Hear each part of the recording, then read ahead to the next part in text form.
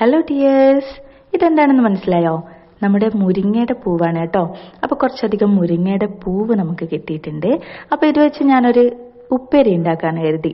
അപ്പോൾ നമ്മൾ അതിൻ്റെ തണ്ടൊക്കെ കളഞ്ഞ് അതൊന്ന് വൃത്തിയാക്കി എടുത്തിട്ടുണ്ട്. കുറച്ച് ഇലയും അതിൽ ഉണ്ട്. അപ്പോൾ അതൊന്ന് കഴുകി വൃത്തിയാക്കി എടുത്തതിന് ശേഷം ഞാൻ അതിലോട്ട് ഉപ്പേരിക്ക് ആവശ്യമായിട്ടുള്ള കുറച്ച് ഉപ്പ് പൊടി ഇട്ട് കൊടുത്തു.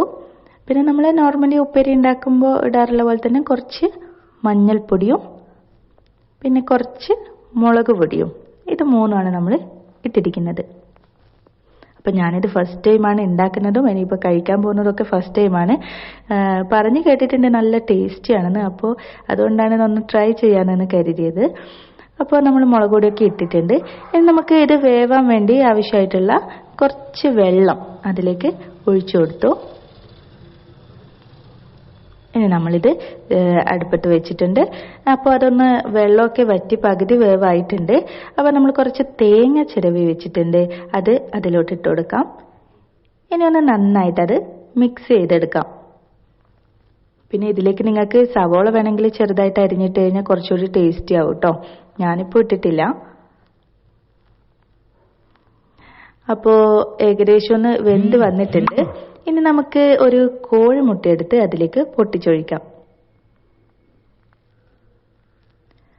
അപ്പോൾ ഈ കോഴിമുട്ട ഒഴിക്കുന്നത് കാരണം ഈ പൂവിൻ്റെ ചെറിയൊരു ചവർപ്പുണ്ടാവും. അപ്പോൾ അതൊക്കെ അങ്ങ് മാറിക്കിട്ടുന്നുള്ള മുട്ടയുടെ ഒരു ടേസ്റ്റ് വരും.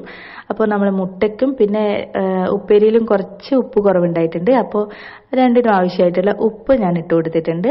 ഇനി നമുക്കിത് നന്നായിട്ടൊന്ന് മിക്സ് ചെയ്തെടുക്കണം. ഈ മുട്ട ഒന്ന് വെന്ത് വരാൻ വേണ്ടി നമുക്ക് വെയിറ്റ് ചെയ്യാം.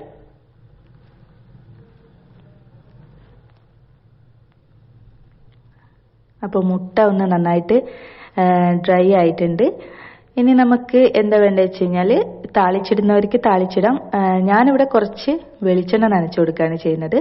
അപ്പോൾ ഒരു സ്പൂണ് വെളിച്ചെണ്ണ നമുക്ക് എടുത്തിട്ട് ജസ്റ്റ് ഒന്ന് നനച്ചു കൊടുക്കാം.